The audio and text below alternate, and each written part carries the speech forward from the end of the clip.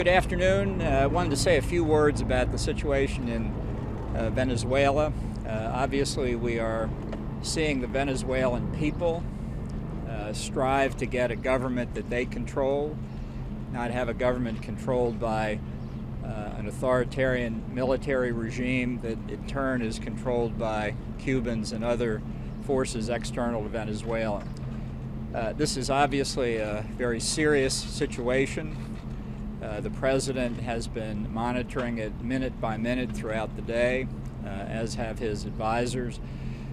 We see this now as a potentially dispositive moment in the efforts of the Venezuelan people to regain their freedom, which we fully support. There have been a lot of speculation, comment in the media about what's happening in Venezuela. We think it's still very important for key figures in the regime who have been talking to the opposition over these last 3 months to make good on their commitments to achieve the peaceful transfer of power from the Maduro clique to interim President Juan Guaido. Figures like Defense Minister Vladimir Padrino, Chief Judge of the Venezuelan Supreme Court Miguel Moreno, the Commander of the Presidential Guard Rafael Hernandez Dalla, all agreed that Maduro had to go. They need to be able to act this afternoon or this evening to help bring other military forces to the side of the interim president.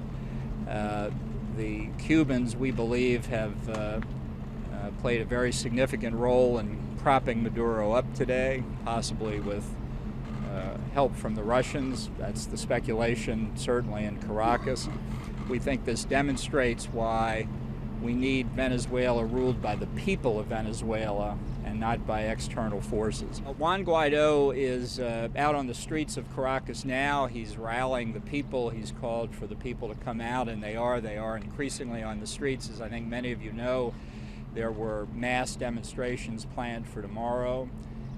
The circumstances of what's happened today in Caracas have called people out all over the country. So Guaido is behaving in the same courageous way he and other figures in the opposition have these last 3 months. We know that over 40 people have been killed by the Maduro regime in the course of these protests. This is an act of bravery by Guaido and others, really for the freedom of the Venezuelan people. I don't think it's support in the military for the Maduro regime. I think it's fear. I think it's fear of the 20 to 25,000 Cuban security forces in the country.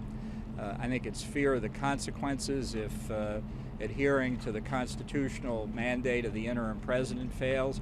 But I think really now what we're seeing is the people of Venezuela, this has been building for a long time, that if this effort fails, they will sink into a dictatorship from which there are very few possible alternatives. We want, as our principal objective, the peaceful transfer of power, but I will say again, as the president has said from the outset, and that Nicolas Maduro and those supporting him, particularly those who are not Venezuelan, should know, is all options are on the table.